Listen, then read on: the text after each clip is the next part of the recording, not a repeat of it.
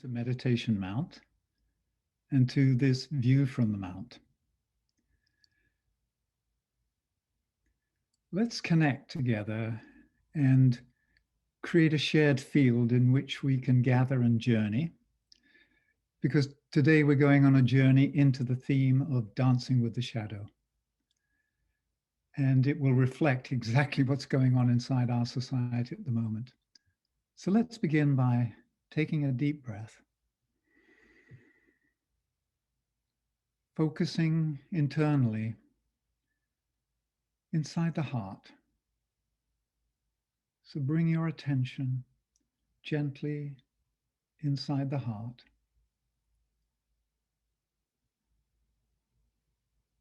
And sense there a flame burning. And this flame is the fire of love.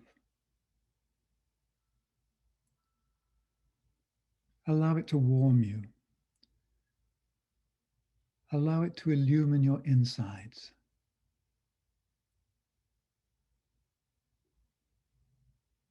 And then let us send a lighted beam of the fire of love to each person gathered today. And we see ourselves connected heart to heart to heart.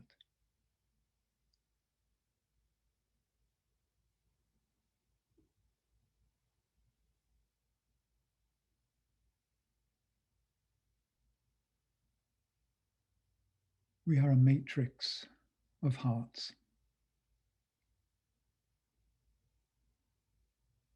And together, we ask that we be inspired, that we receive insights, strength, and encouragement to stand in the eye of the storm.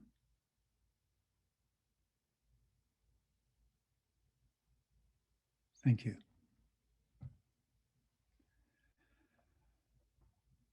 I think it's an understatement to say that these aren't easy times to be alive in. And it takes all of our efforts to keep our heads above water and to remain centered with everything that's going on. And we are in the sun sign of Scorpio, which is ruled by Mars and Pluto. So there's a lot of struggle and there's a lot of back and forth going on inside of Scorpio. Scorpio is also a water sign. And water, as we know, rules the emotional plane. So when there is a collective field that is emotionally disturbed, we can experience very rough seas and rather large waves. And there's always the fear that we might drown. And I believe that's sort of what we're experiencing on the planet at the moment. There are a lot of emotions swirling, a lot of things being challenged and tested. And even though there is continuity of consciousness at the deepest level, we're experiencing a discontinuity on the form level. And so it's causing us some concern. What I'd like to do today is to look at what is the long-term plan? What are we part of that may take several hundred years to put in place, but needs to be started now? And what are the conditions in which we're performing this task? And how do we navigate through this present period of darkness? And how do we bring light into the world at this time? So here's the big vision that we hold at Meditation Mount. We believe that this is a shift from one age to a new age, where a new society or a new civilization is being born. And this new civilization will be founded on spiritual principles and values. And the three spiritual principles that we work with at Meditation Mount are as follows. There's the principle of essential divinity. And that says everything is divine, everything is sacred. Inside of each of us, inside of all of creation, there is a spark of spirit. And that spark comes from the same eternal flame. of the Creator. So essential divinity says all life is sacred. The second principle is that of goodwill. And goodwill is love in action, because love is really the currency of our relationship. And the third principle is unanimity, which says that we're part of this great web of life, this interdependent network of light. And so these three principles, if they then form the foundation of a new society or a new civilization, allow us to live with deep respect for ourselves, for each other, and all life around us, and to allow love, as I say, to be the currency of the divine economy that will reign in this new world. So that's a lofty goal. And yet it's the promise, I believe, that is contained inside the soul of humanity. And it may take several hundred or 1,000 years to really fulfill, to really blossom. But at some point, you've got to sow the seeds. You've got to prepare the soil. And that time is now. So why don't we make sense of what's happening on the planet at the moment? And I'll do this by sharing a series of images throughout this session. And just before we look at them, let me say that these images were created about 45 years ago when I was living in the Findhorn community in the north of Scotland. They were created for a 3-month course. And so, as you'll see, they're very childlike. Hopefully they capture the spirit of what we're exploring today. And the first one I'd like to offer for our reflection is this one.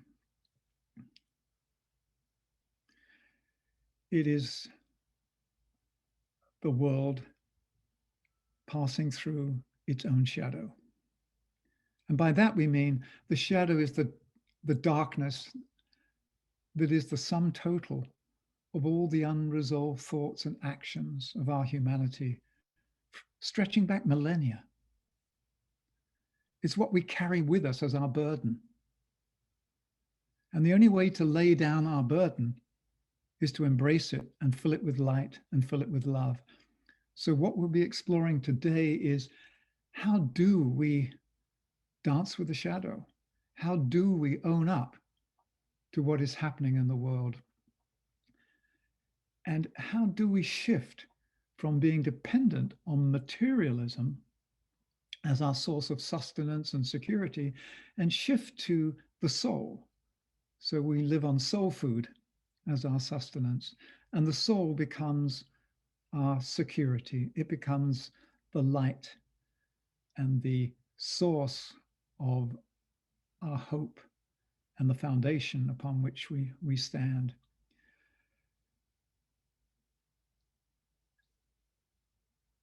What are some of the qualities associated with this new society? We've talked about 3 principles. They're obvious. I think all of us recognize them. Things like caring and sharing. If we care and share, then things circulate, things move, and not one part of the world is hoarding while another part starves. It's called right circulation of energy. So we're at the new moon in Scorpio. And the new moon is an opportunity to plant something new. And what Scorpio represents in its lowest aspect is called the agent of deception. And the affirmation associated with its personality is, let Maya flourish and deception rule. And I guess that's a little bit of that is what we're experiencing on the planet at the moment. While in its higher aspect, Scorpio is known as the light of liberation. And this is reflected in the soul motto, which is warrior I am, and from the battle I emerge triumphant. It's interesting to note that Scorpio has got 3 symbols associated with it. At its lowest level, the personality level, it's the scorpion. And we know that the scorpion has got a sting in its tail. and it can even sting itself. The soul symbol of Scorpio is the eagle, because the eagle then soars, it's liberated. And it's interesting to note that the symbol of the United States of America is an eagle. So it's in the DNA of the soul of the USA to soar like an eagle and to be free of the Scorpio-like tendencies of cruelty and everything else that goes along with being a scorpion in the lowest aspect. And then the third symbol, which is the most refined one, is the spirit of Scorpio, which is the dove, which represents a place of deep peace. And so you've got the scorpion, eagle, and dove.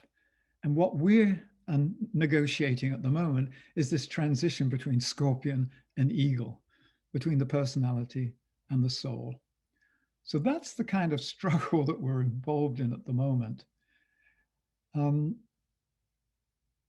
The idea of the struggle, though, it isn't because we're being punished. The struggle is, can we overcome the inherent and inherited limitations of the material plane in which we're living? Can we establish right relationship with the indwelling life, the soul, and with our environment, which what I call the sacred ecosystem of Gaia? So can we switch from living as a personality to living as a soul-infused personality on Earth? And the way that we do this is to face different tests and challenges through our different incarnations. And this is really reflected in the story that we know, which is called the Labors of Hercules. And Hercules represents the soul of humanity. And in each sign of the zodiac, there's a different test that Hercules has to face. And it's very interesting to look at the sign of Scorpio and the particular test, because when we explore it in a moment, we'll see it's the very one that we are facing collectively now, because the test in Scorpio for Hercules is the overcoming of the nine-headed Hydra.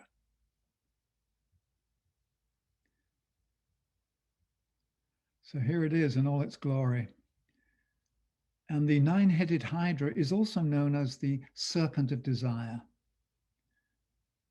So we're going to look at how Hercules goes about overcoming the Hydra. But before then, why don't we just name the nine heads? Because they represent the different tests and challenges in this sign. So let's name them. The three heads of the physical plane are sex, physical comfort, and money. The three heads of the astral plane, fear, hate, and ambition. And the three heads of the mental plane are pride, separativeness, and cruelty. So you have these nine heads representing three tests in the three planes in which we live and move and have our being in daily life: the physical, the emotional, and the mental. So sex is really the addiction to and the perversion of. It's not the natural inclination of intimacy that comes with love.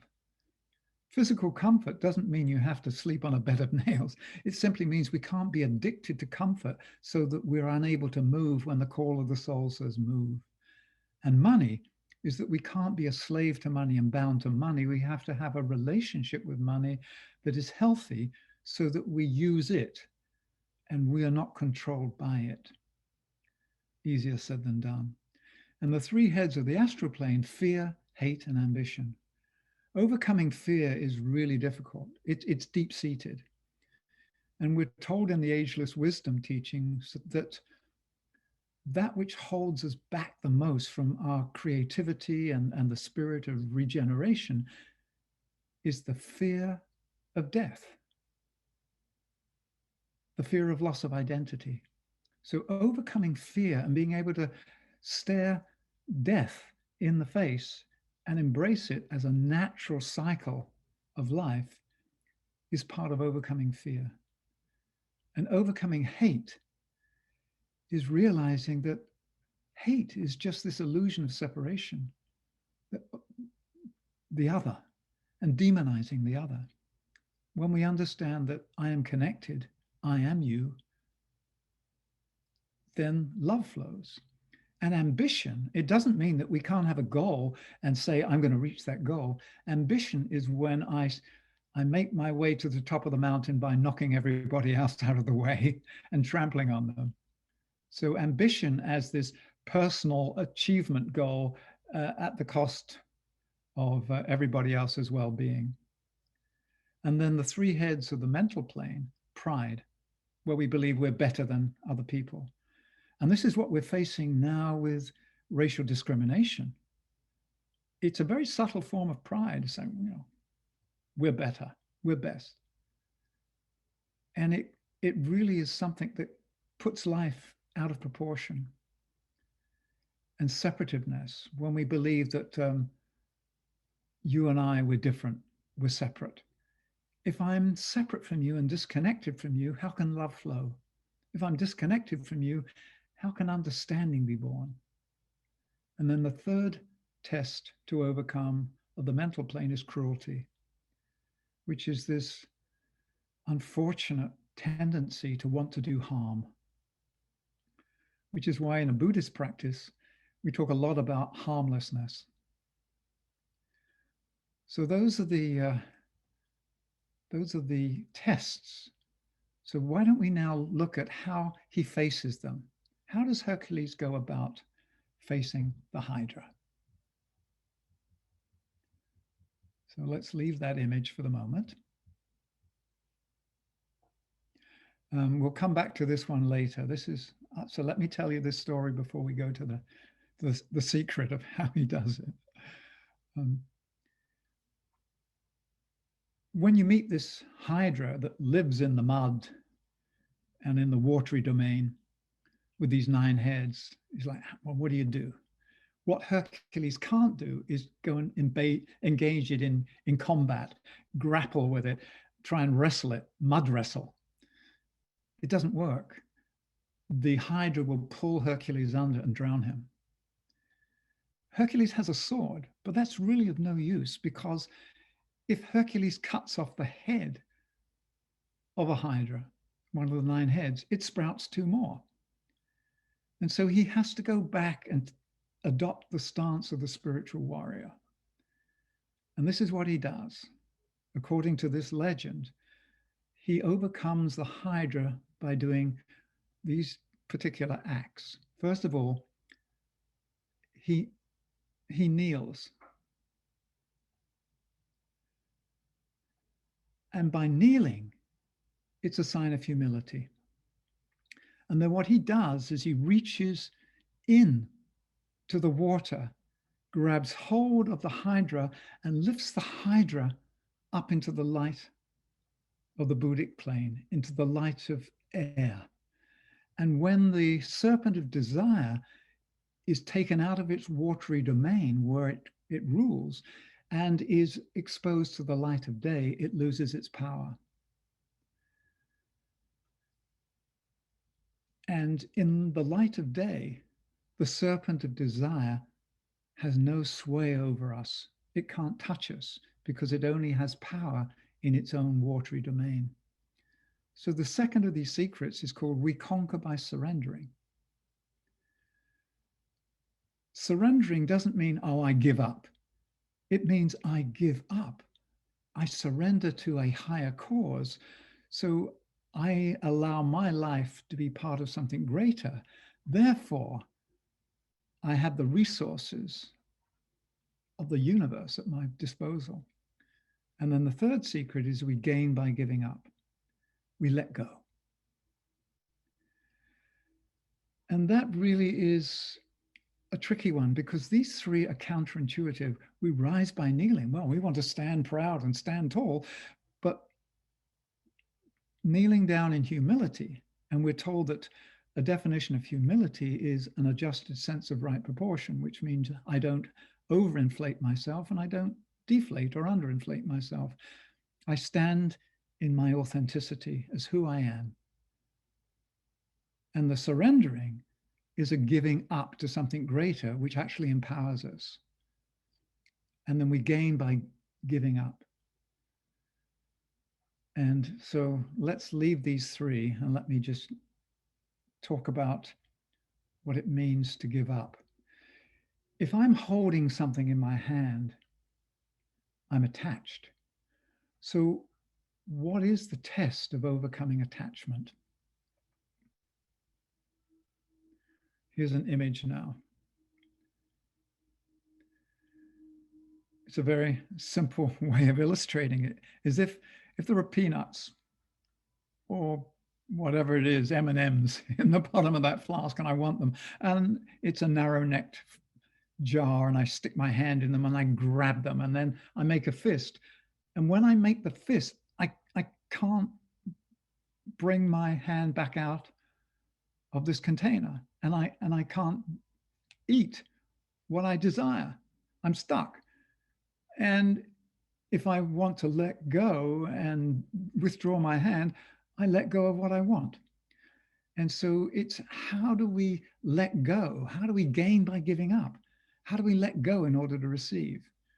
And so what we're dealing with now is this belief that I need this physical security, I need this for my well-being, I need this. Granted, we do need daily essentials to get by, but it's when we become attached to them as a source of security. So this is a very deep one. And one of the things that we're experiencing at the moment on the planet is the grip of materialism on us. And matter is not bad. Matter is here for us to fashion into something wondrous and light-filled and glorious. It's when we become addicted to it and attached to it that the problem starts.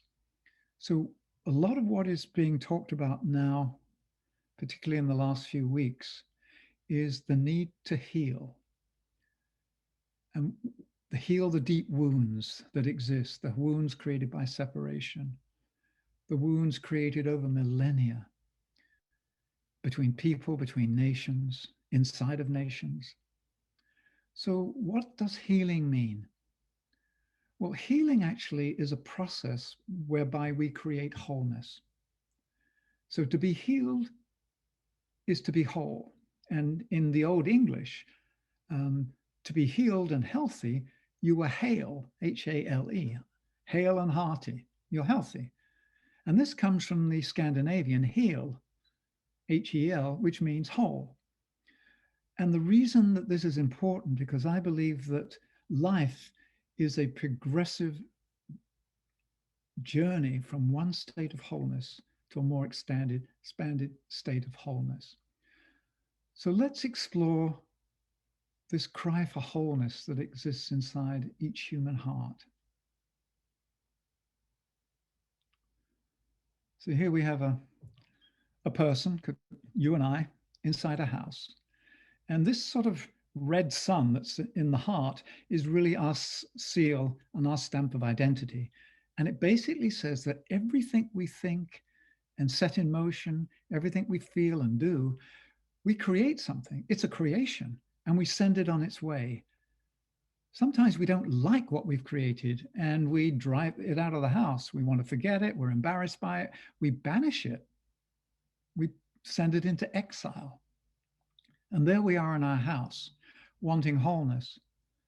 But wholeness only happens when all of us comes home.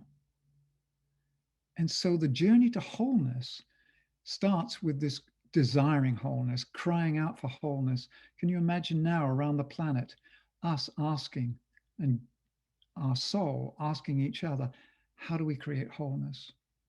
So let's have a look at, how do you create wholeness? What are the steps of creating wholeness? Here's the first one. And it says that creativity and responsibility must go hand in hand. We have great power. We can create anything we choose. And yet with that power comes a responsibility to make sure that it's for the well-being of the whole, that it's wholesome, that it's for the common good.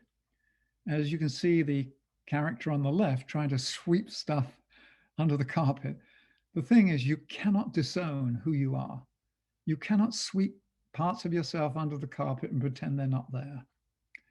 So eventually we have to get to the part of accepting. So the character on the right-hand side has basically said, okay, I accept responsibility for my actions. I cannot blame others for the problems in my life. I'm the creator. So how do we get from the left-hand character to the right-hand character? And there are these three stages really of recognition. First of all, I recognized, yeah, those are my pieces. I accept them. They're mine. And then I take responsibility for them. So let's have another image to explore what it means to be responsible. Here it says, no personal litter. So there's probably a law in a cosmic law that says you can't leave litter on the planet. You have to clean up as you go along, which simply is the same thing I've just said, is that whatever we create, we have to take responsibility for. It can't litter the place, and it can't cause harm, and it can't cause pollution. And here on the sign, it says, no personal litter. Offenders will be reincarnated, Department of Wholeness. And I want to point out that reincarnation is not a punishment. In fact, it's very, very different. Reincarnation for me is that it's the generosity of life that says, look, there's a lot to learn here. You can't do it all in one lifetime. So here's another classroom, here's another lifetime, here's another opportunity to learn the lessons of Godhood. And learning the lessons of Godhood means learning what it means to be a creator, how you bring things into manifestation that serve the common good, and how you take responsibility for them. So just let's leave that, and let's leave the images for the moment. Let me just say a little bit about the emotional plane. The emotional plane is also called the astral plane. And it's got a bad rap.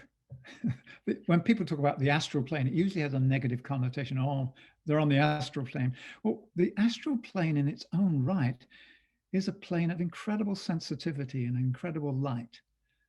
But it's where we've been living for a while. We've been polarized inside of this emotional plane. It's as though we've occupied this house and we've trashed the house.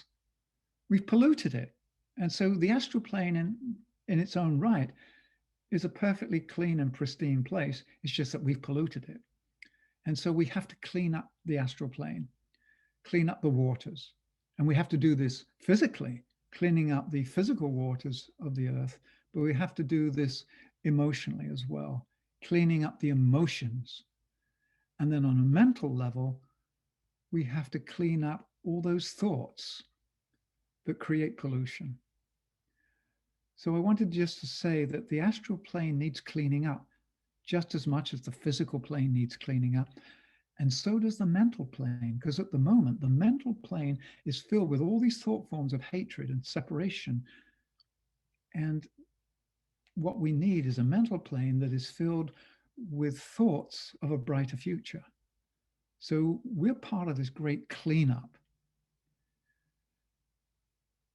So we go back to the lessons of the Hydra. Many of us desire to evolve and change, to reach another level of wholeness, but we're often unwilling to leave the comfort and familiarity of our present situation. So remember, one of the Hydra's heads was the physical test of overcoming physical comfort. So let's have a look at what that might look like. And here you have somebody who's created what they believe is physical comfort. It's a warm fire. They got a glass of something in their hand and they're smoking a pipe and they're watching TV and everything is wonderful, home sweet home. And then there's a knock on the door. The question is, well, who's there at this time of night? I don't want to go out. I don't want to be disturbed. I'm comfortable here. And the knocking continues and continues. And at some point, you've got to say, okay, let me go see Who's knocking on my door? I'll let them know that this isn't the right time to call. So we open the door and we get the shock of our life. My God, who are you? And here's the shadow standing there saying, look, I'm the unloved and unaccepted parts of you. Let me in. I'm cold and lonely out here. You called me home. Don't you remember you cried out for wholeness? Well, unless you bring me into your home, unless you bring me home, you can't be whole. And I will always remain in the darkness. And so this is a very powerful image of what we call the shadow. There's nothing evil about this. It's simply the unloved and unaccepted parts of ourselves, both individually and collectively, that we have to embrace, and we have to bring into the light of our own home. We have to embrace it. So this, I believe, is what we're facing at the moment. It's the test we're facing as one humanity. We'll come back to the shadow later, but there's this deep desire for us to enter into the light, to leave the darkness, to leave the cold, and to find a source of illumination. So I'd like to take you through a series of 3 images, which is like a guided meditation. Now, here's the first one.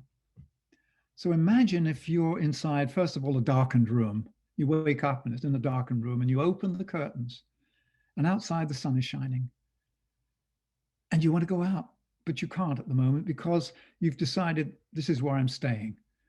I'm in my home, it's secure, I don't dare to go out. But the call of the sun, the call of the soul is so strong in the end that we venture outside, we open the door, and we go out. And then we become the sunbather. And we love it. Oh, it's wonderful. Feel the sun on me. But then we realize, as the sunbather, half of my body is always in shadow. When there is an external source of illumination and warmth, only half of me is illumined or warmed. And that's the dilemma of only relying on an external source for our energy, be it the lack of solar energy or the lack of soul energy. So how does the sunbather get past this dilemma of being half in shadow and half in light? Well, we have to become the sun. We have to enter into a deep relationship with our soul, so the soul infuses us and fills us, and then the shadows disappear because we are filled with light. And once again, this is a ways off, but it's where we're headed, both individually and collectively, is solar power. It's one thing to install solar panels on all our houses and everywhere. That's a wonderful vision that we need to hold. Even more powerfully is to install solar power into our own internal lives, in our inner life. And that is connecting with the soul, the true source of radiance and heat and light and warmth and nourishment. So becoming solar powered is really what we're about. So what we're looking at now is, how do we live in the world without becoming trapped?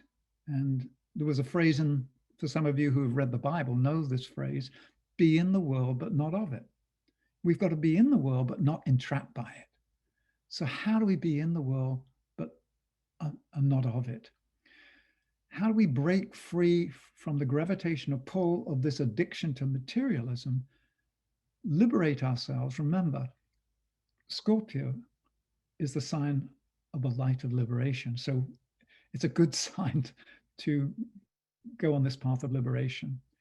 So how do we merge with the soul and become liberated? How do we become whole? What I want to say is, it's very important to understand the reason for needing to become whole. Because if we're not whole, we can't step into the next dispensation of life. So here's an illustration.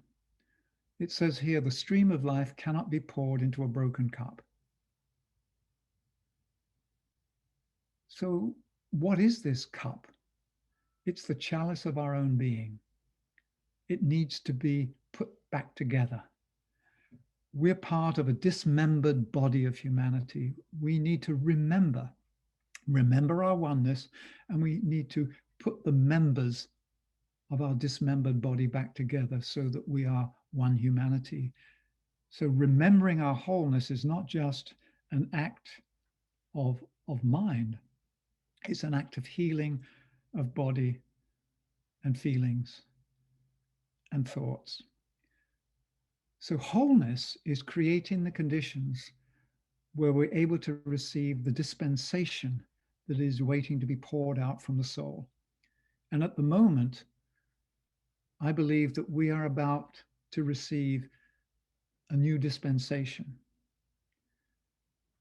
And the dispensation has to be poured in to the chalice of our human family.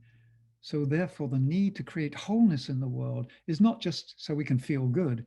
It's so that we can receive the gifts of the soul of humanity. We can receive the next outpouring of who we are. So wholeness and healing are really important things at this particular stage in evolution. So let's have a look of what does it mean to be of service in the world at the moment. We talk a lot about world service. So here it says, world service is our role to patch up the old or to help the new grow and flourish. Well, it's not as black and white as that. I think it's a bit of both. And let me explain why. The old world is falling apart. Things that no longer serve the common good are beginning to break down. And with that breakdown comes suffering. And so we need to not patch up the old necessarily, but we need to heal the wounds that are created and to relieve the suffering that is created by the breakup of the old. Therefore, we do become physicians tending to those who are damaged, physically damaged, emotionally damaged, mentally damaged. There's a lot of damaged people around at the moment because there's a lot of stuff flying around that can cause us harm.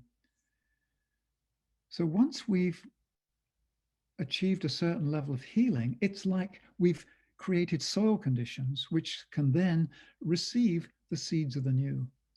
So our second task is to together imagine the future that we want, the preferred future. And as I said to begin with, this preferred future at Meditation Mount, we're basing it on these three principles of essential divinity, goodwill, unanimity. And there are other variations on that theme, other ways of doing it. But for us, it means with these in place as the foundation, we have a new society that can allow the truth of who we are to flourish fully and to honor it and to celebrate it and to be in right relationship, not just with each other, but with all of life, both the visible and invisible realms. And so our job really is the healing and the compassion, which creates the right soul conditions. And then we become the creators of the seeds of the future, and we become the sowers of the seeds of the future. So that really is our task. So we started off by looking at the world condition and saying we're facing our shadow, the product of our own making collectively. So I'd like to complete that image. We have to dance with the shadow. So who is the dance partner for the shadow? It's our soul. It's the soul of humanity. It's the solar angel. It's the overlighting presence that is the source of our true nature. And the soul has to welcome home and redeem and embrace and release the pain and the suffering contained in the shadow because it has been disowned, it's been banished, but also it's the result of our creations that were less than perfect. If I create something when I'm in a space where I'm feeling a little bit of hatred or a little bit of anger, that energy is carried into my creation and it goes out into the world. And in fact, we talk about weather conditions and we say, well, it's stormy out there. But if you were to look at the psychological weather, if you had the eyes to see the psychological weather, you'd see these great dark clouds of pouring forth acid rain. They're toxic, it's corrosive. And so we are, if you like, not only creators, we are weather machines. We create the conditions on the planet. So part of being in right relationship with ourselves, others, and the world around us is to create a harmonious environment physically, emotionally, and mentally. So the invitation today, very briefly, it's a very brief journey, but it's one that we're going to be on for quite a while to come. It's how do we recognize and embrace the shadow? How do we stand in the light and power of our own soul to do this work? That's really the challenge ahead of us. So that's a lot to digest. So let's take a deep breath now. What I'd like to do is to go into, if you like, a quiet inner collective space and to do a meditation on those two aspects I just talked about. The healing, so we create the right conditions, and then the imagining together of a brighter future and the planting of those seeds in the soil that is created through the healing. So that really is the twofold work that we're facing. So I invite us now just to go back into that silent, loving space that is the heart, not just the individual heart, but let us enter that space that is our group heart, which is the matrix of all our hearts gathered today.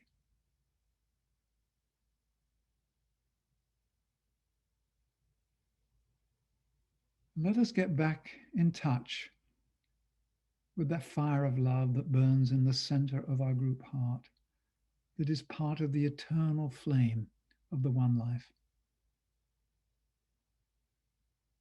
And we feel the warmth and we see the light of the fire of love burning inside our group heart.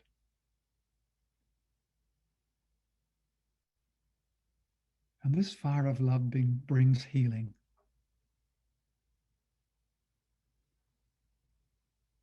So together, let us send out a wave of fiery love into the world. Let it go to those places where there is the most need. Or if we know of a place ourselves specifically, let us send it there.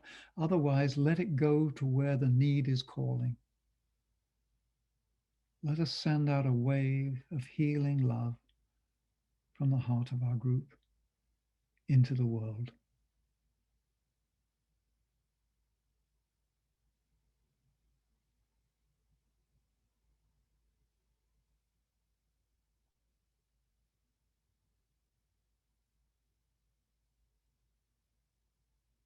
And may this wave of healing continue to reverberate in the days ahead, creating the right conditions in which we can flourish.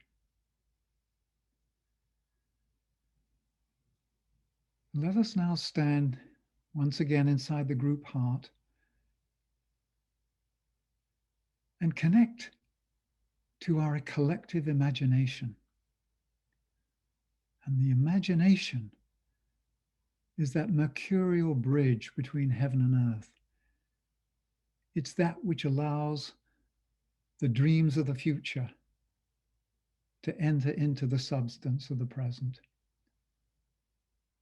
So let us hold in our collective imagination a vision of a brighter future,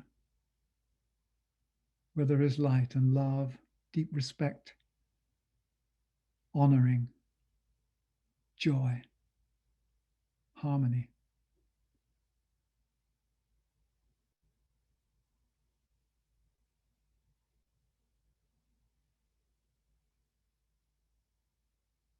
And let these dreams that we've shaped inside our imagination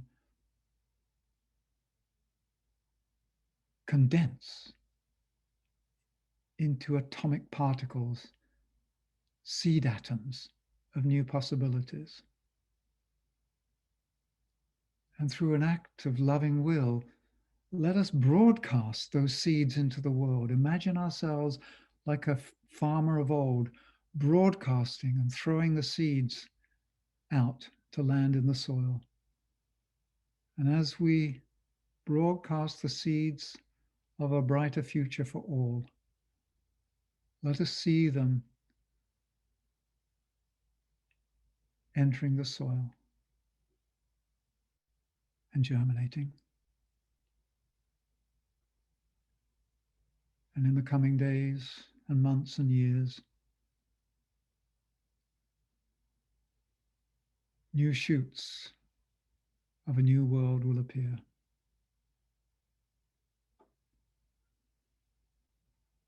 So this is our twofold task.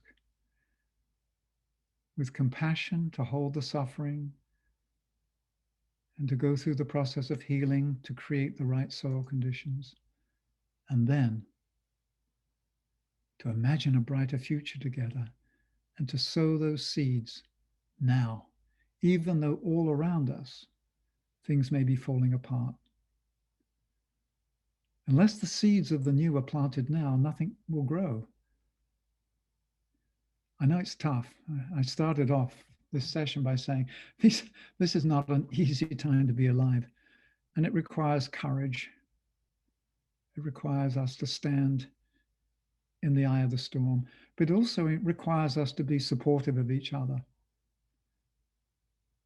And also to realize that we are receiving all the time incredible support from the subtle realms, from our own soul, from the soul of humanity, from all those beings that make up this ecosystem of Gaia, the angelic realms, the nature beings.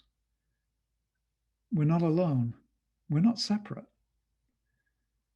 And so dancing with the shadow is really what we've been called to do. And hopefully we can dance with the shadow to a joyful tune. And in the days ahead, that is going to be our task. So let's take another deep breath. And I'd like to close with just a couple of announcements before I do a final statement. We had the full moon in the sun sign of Sagittarius, where the moon is in Gemini, on Sunday, November the 29th at 6 p.m. Pacific Standard Time. And then on Sunday, December the 13th at 6 p.m. Pacific Standard Time, we'll have our next view from the Mount, and we'll explore whatever is the topical theme.